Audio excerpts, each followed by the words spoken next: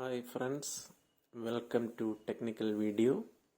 In this video we are going to describe the CNC surface wheel machine.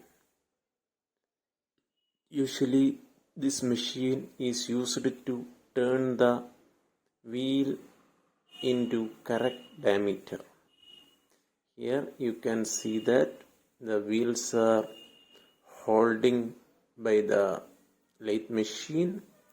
The holding is done by CNC programming, and both sides of the wheel will be held like this. And after holding the machine, this is the cutting tool used to remove the chips, and initially the diameter of the wheel is measured, and after that the profile is selected for turning the wheel. Then according to that profile the wheel will be turned, and finally chips are formed, and these chips will be collected through a